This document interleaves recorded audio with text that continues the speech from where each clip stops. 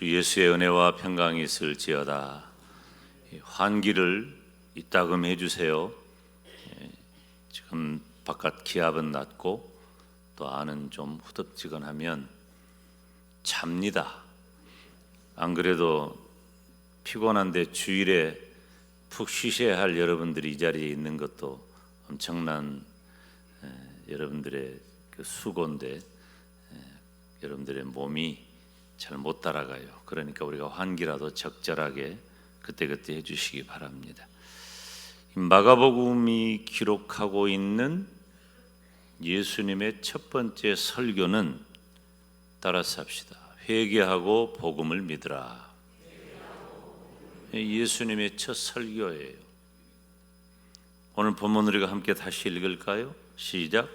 요한이 잡힌 후 예수께서 갈릴리에 오셔서 하나님의 복음을 전파하여 이르시되 때가 찼고 하나님의 나라가 가까웠으니 회개하고 복음을 믿으라 하시더라. 아멘. 우리 인간은 죄에 빠졌습니다. 그 죄로 인하여 말할 수 없이 비참한 지경에 처했습니다. 그 비참한 지경의 끝은 지옥입니다. 그런데 하나님께서 그런 저와 여러분에게 은혜와 사랑을 베풀어 주셨습니다. 그 증거가 예수 그리스도, 우리 예수님이십니다.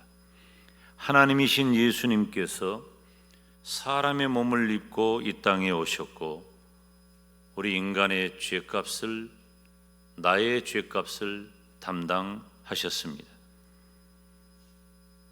하나님이 세상을 이처럼 사랑하사 독생자를 주셨으니 이는 저를 믿는 자마다 멸망하지 않고 영생을 얻게 하려 하심이라. 아멘.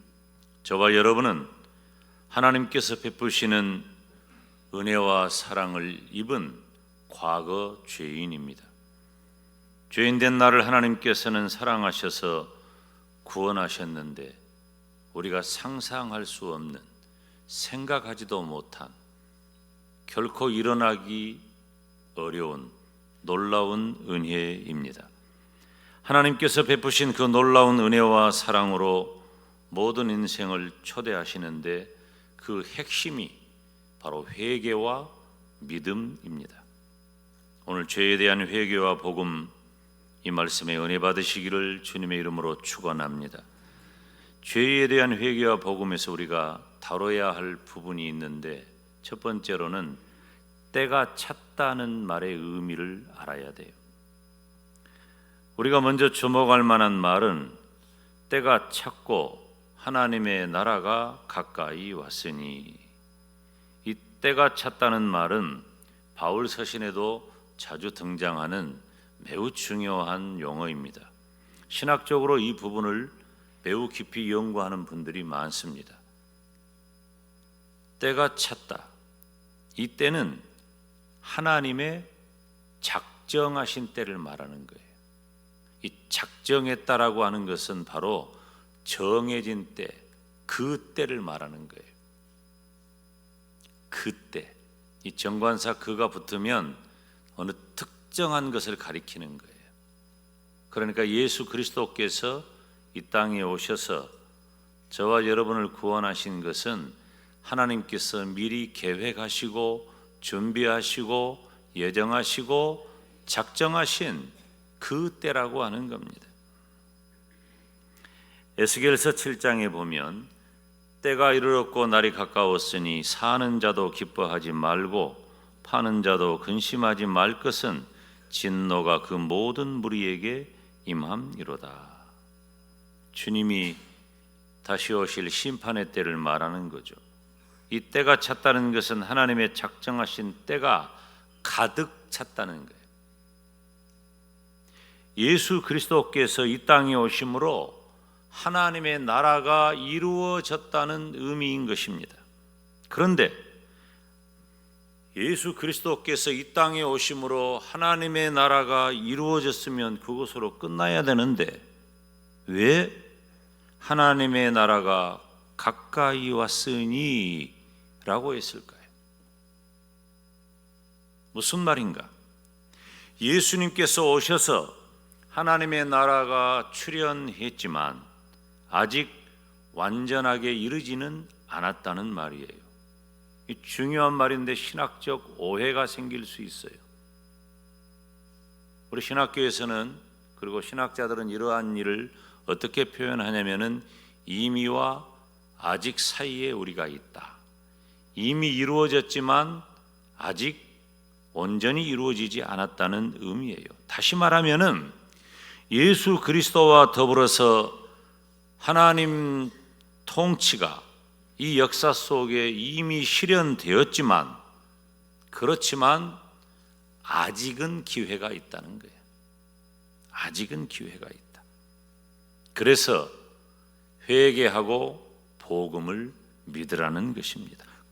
끝장난 게 아니에요. 우리 중에 지금 이미 끝장이 났다면 큰일 날 사람 많아요.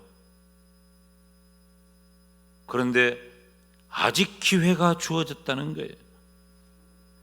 회개는 하나님에 대한 것이고 복음은, 믿음은 예수 그리스도에 대한 것입니다.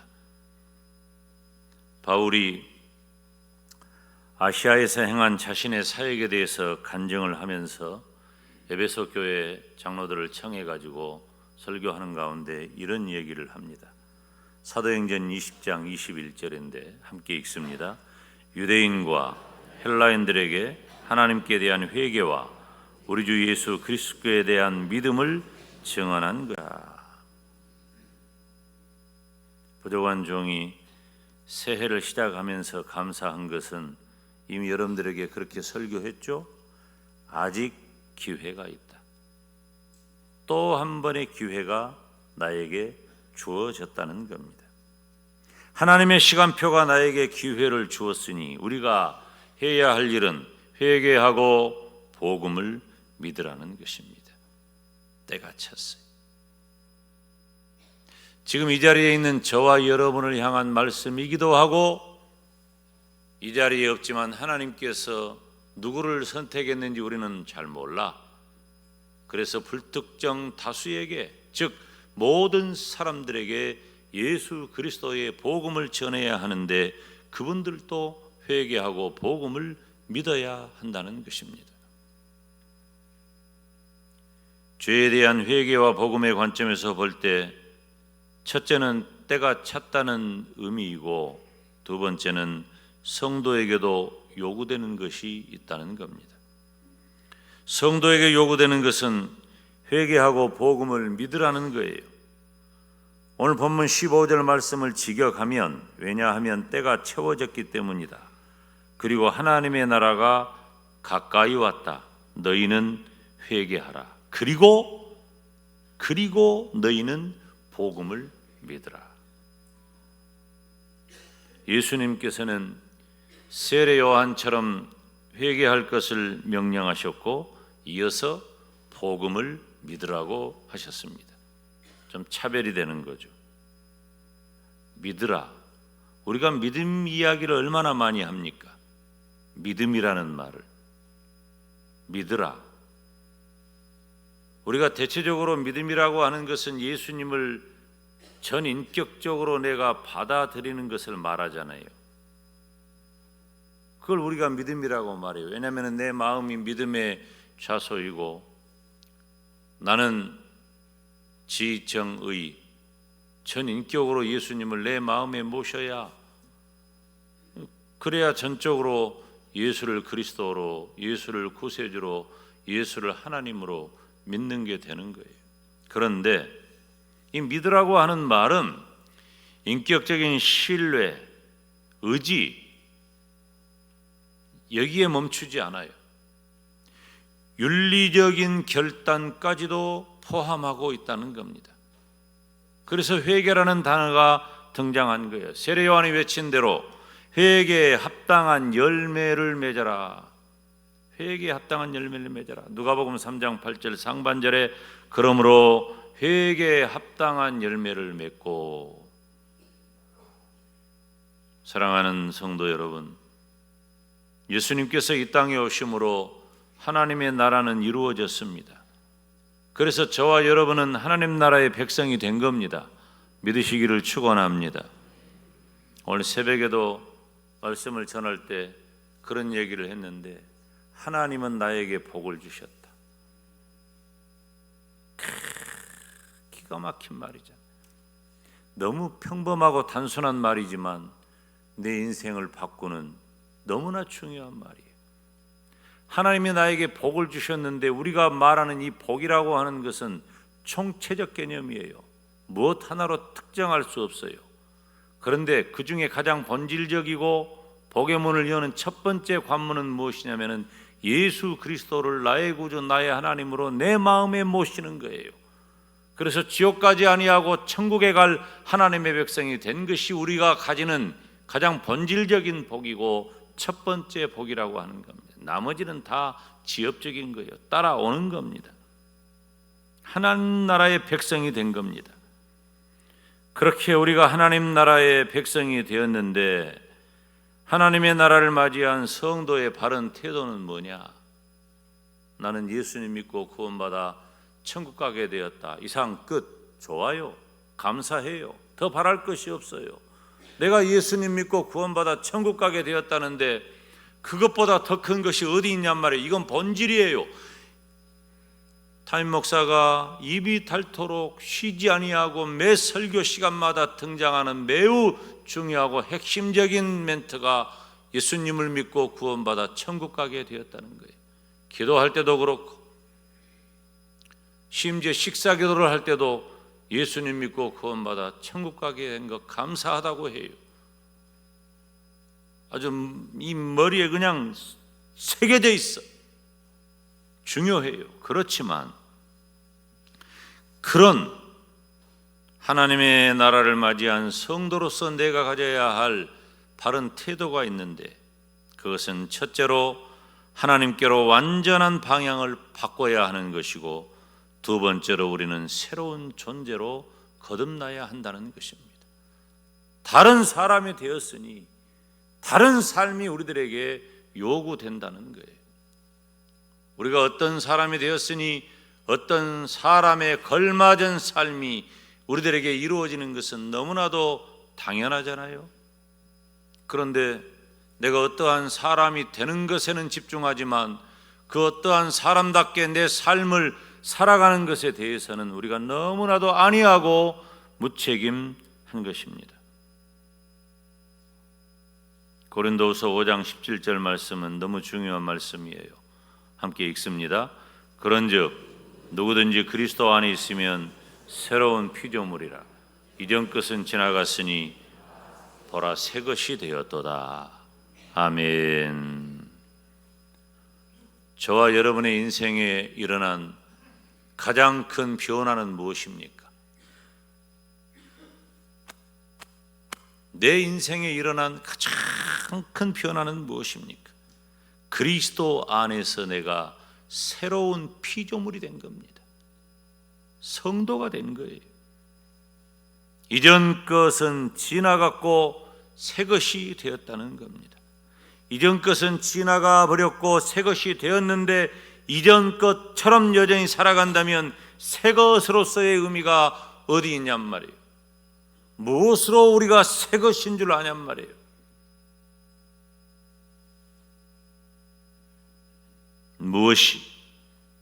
무엇 때문에 죄인된 인간의 비참함을 벗어나서 구원의 자리, 영생의 자리에 저와 여러분을 있게 했을까요? 더 말할 것도 없습니다. 그것은 따라서 합니다. 하나님의 은혜, 하나님의 은혜, 하나님의 은혜입니다. 하나님의 은혜인 거예요.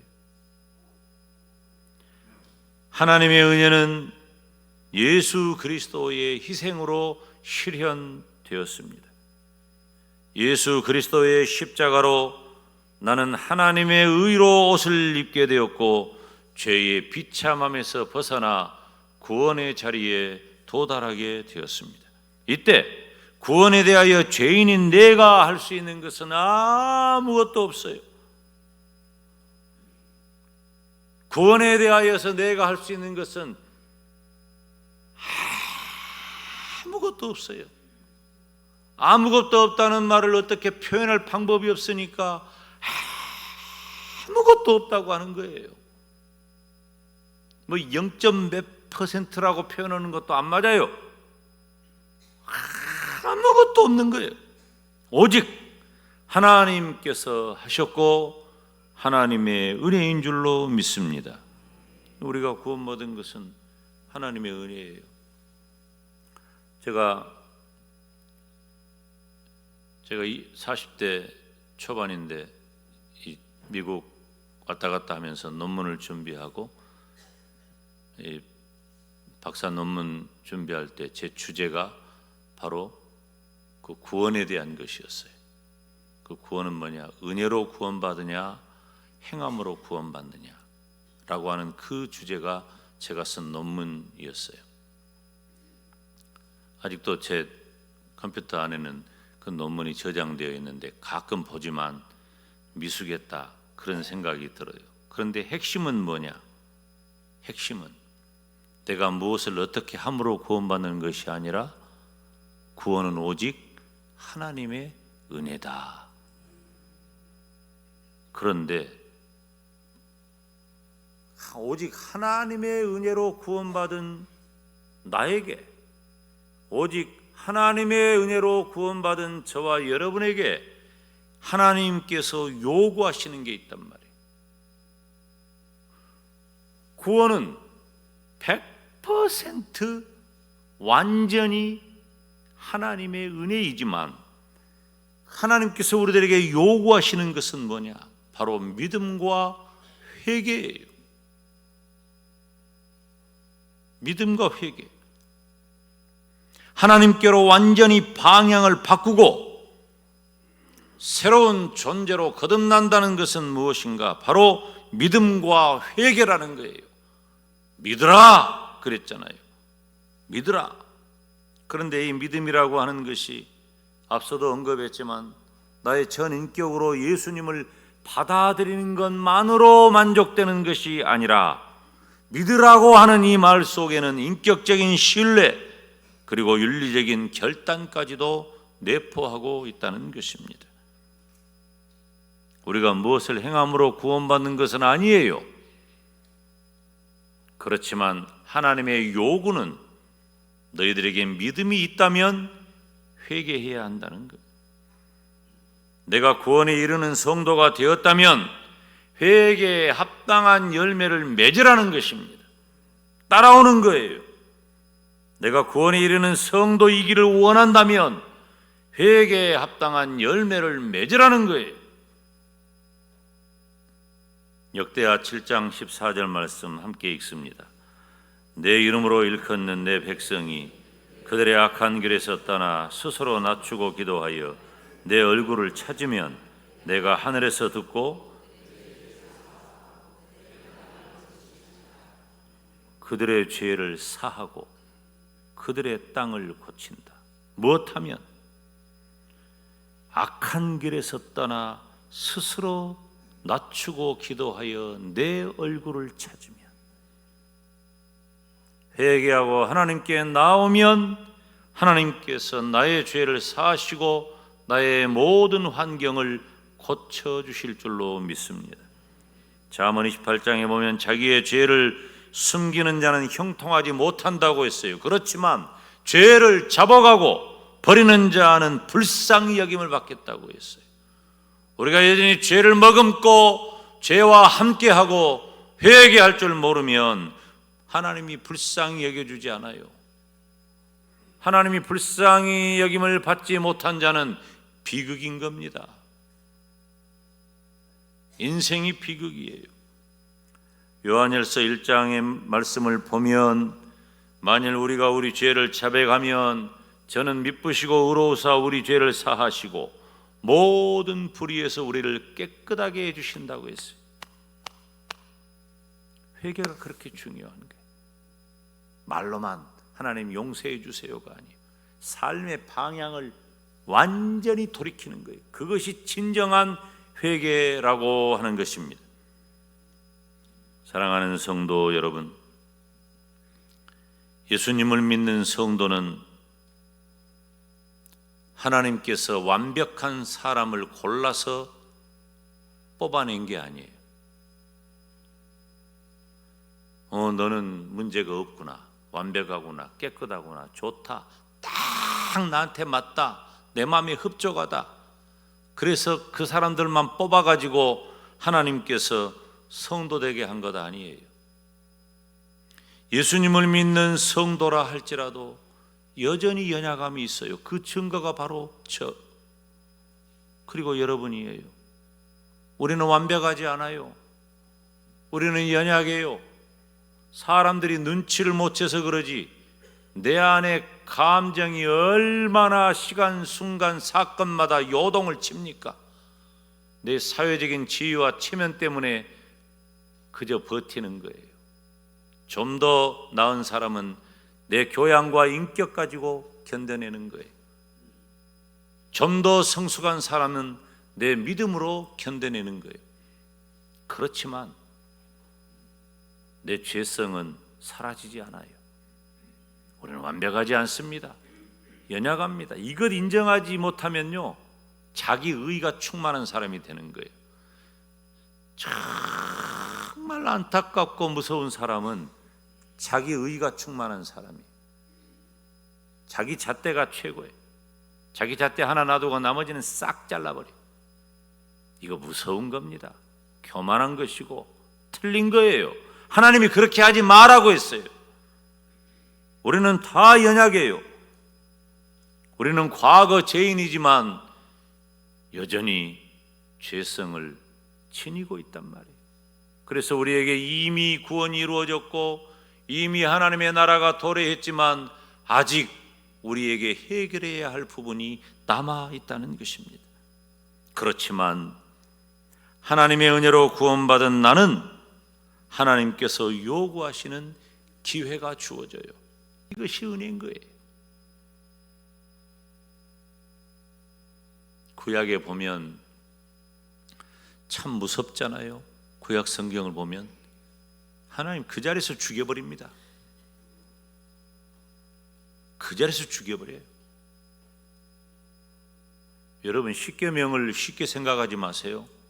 1계명부터 4계명, 5계명부터 10계명 어느 하나 가볍지 않습니다. 우리가 눈에 보이는 5계명부터 10번째 계명까지는 확 들어와가지고 크게 다가오지만 1계명부터 4계명은 가볍게 여기는 경향이 있어요. 여러분 아십니까? 구약에서는 하나님이 즉시 죽였어요. 그랬어요. 지금 만약에 하나님이 그러시면 우리는 어떻게 될까요? 지금 만약에 하나님이 구약처럼, 구약시대처럼 즉결 처분하신다면 어떻게 되겠냔 말이에요. 기회가 있는 거예요. 기회가 주어졌다는 것이 감사한 겁니다. 진정한 믿음의 사람, 우리 장로님도 기도하셨지만은 우리가 4월 7일 날 또 작정하고 담임 목사도 언급할 때 미리미리 좀 생각하고 작정하자 그랬는데, 교회가 지향해야 할 바, 성도가 지향해야 할 바는 복음의 사명이잖아요. 전도를 해야 된단 말이에요. 여러분, 전도를 우리 예배당 빈자리 채우는 것으로 생각하면 안 돼요. 생명구원의 사명을 그런 정도로 생각하면 큰일 납니다. 큰일 납니다. 더 큰 교회가 되기를 원해서 전도한다? 그것 아니에요. 한 영혼이 얼마나 소중하면 하나님께서 그런 나를 위해 친히 십자가에 못 박혀 죽으셨겠어요. 그렇게 나를 살리셨어요. 바로 그 복음을 전하는데 진정한 가치와 의미가 있는 것입니다. 우리가 진정한 믿음의 사람, 진정한 전도의 사람이 되기를 원한다면 하나님께로 완전히 방향을 바꾸고 새로운 존재로 거듭나야 할 줄 믿습니다. 해야 할 일이 무엇입니까? 나의 죄는 회개하고 나의 죄는 회개하고 나의 죄는 회개하고 하나님께서 베푸신 은혜와 복을 누리는 저와 여러분이 되시기를 주님의 이름으로 축원합니다. 기도하겠습니다. 하나님 아버지, 은혜와 사랑을 감사합니다. 우리 주님께서 공생애를 시작하면서 마가복음이 기록한 첫 설교, 회개하고 복음을 믿으라는 말씀을 이 시간 살폈는데, 우리 모두가 다 회개하고 복음을 믿는 복된 믿음의 사람 되게 하셔서 이 땅을 살아가는 성도로서 또 성도의 열매를 맺는 값진 복음의 전도자 되게 하여 주옵소서. 예수님의 이름으로 기도하옵나이다. 아멘.